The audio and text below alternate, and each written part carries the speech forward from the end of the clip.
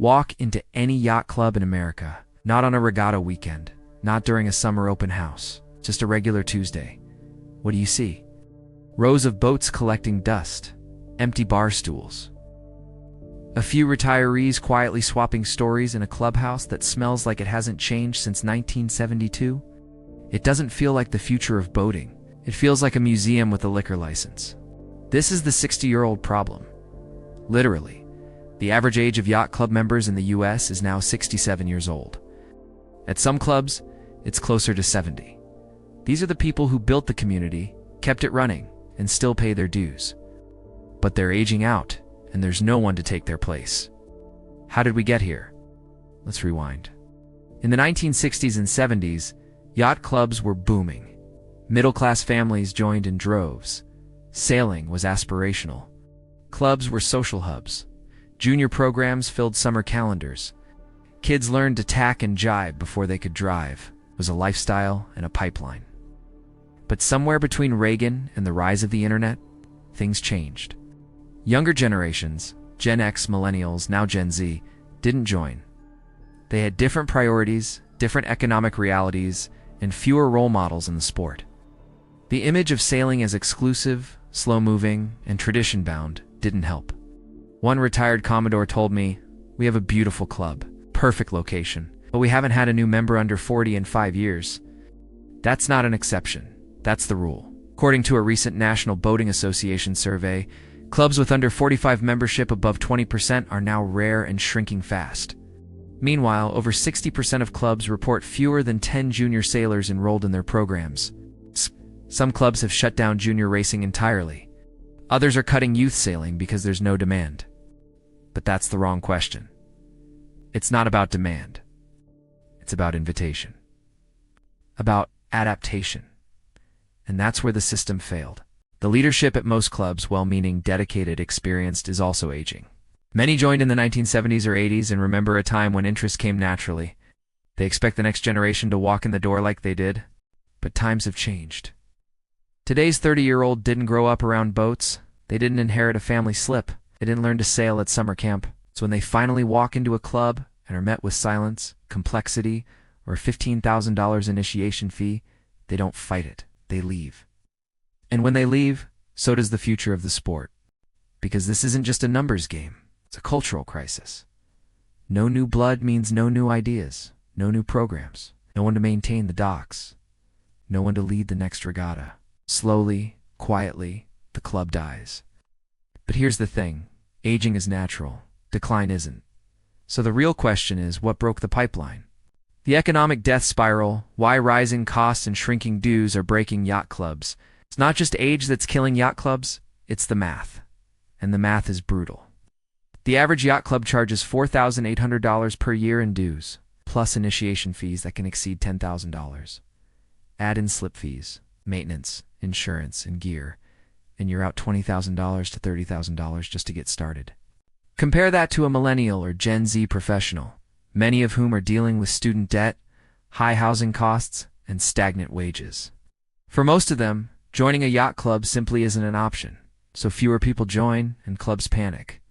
They raise dues to offset the losses, which makes them even less accessible. That's how the cycle begins.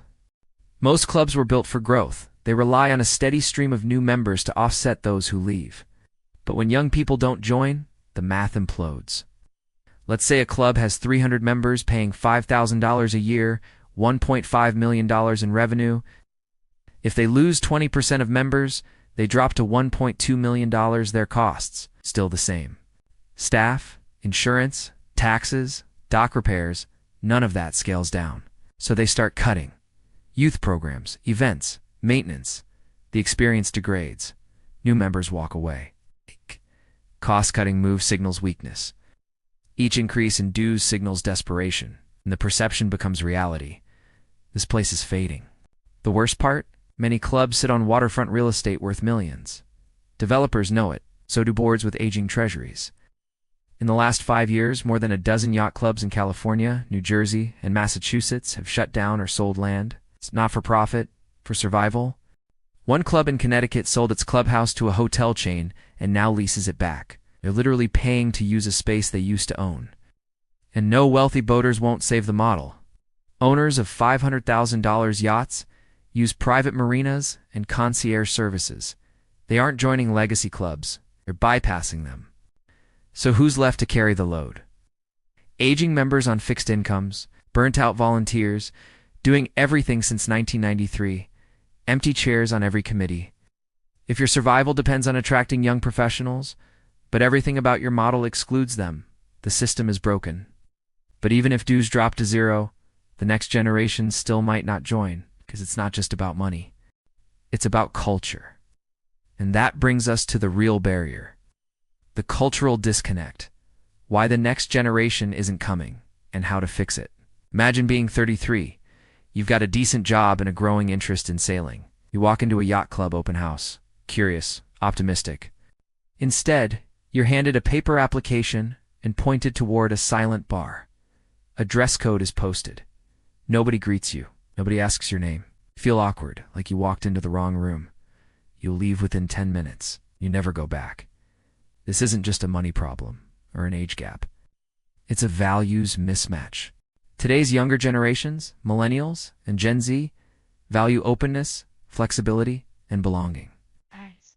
They don't want to fit into a rigid hierarchy. They want to be welcomed, heard, and trusted. They want to participate immediately, not wait 3 years to vote on the board. They want to volunteer now, not earn credibility later. They want to feel seen.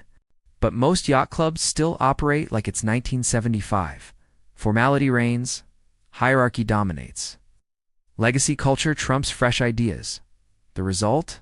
Clubs feel outdated. They feel exclusive. They feel like institutions you're tested to enter, not communities that want you there. And young people notice.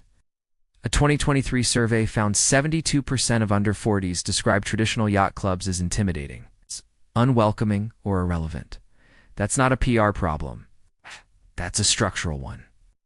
That's about lived experience, not branding. One Gen Z sailor told me, "I just want to sail and meet people. I don't care about the burgee or some secret handshake." So she joined a sailing meet group instead. It's no dues, no applications, no committees, just wind, water, and people who love to be out there. That's all she needed. And these new sailing communities are growing. Cop marinas, Africanized race nights, independent youth programs, they're everywhere now. They offer flexibility, they are radically inclusive, and they don't carry the social friction of old school clubs, sailing, minus the gatekeeping. But here's the good news. Some clubs are adapting, and it's working. They're modernizing their policies, their leadership, and their priorities. They're removing outdated traditions that serve no one. They're creating fast-track paths for youth and first-time sailors. They're inviting under 40 voices onto boards. One club in San Diego did exactly that.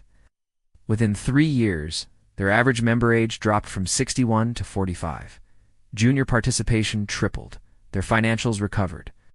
Not because they abandoned tradition, but because they opened the door. They redefined what belonging looks like in 2025, because here's the truth. The water is still here. The wind still blows. People still want to sail. But if yacht clubs won't evolve, the next generation will go around them. They'll build new docks, new models, new traditions, and in many places across the country, they already are.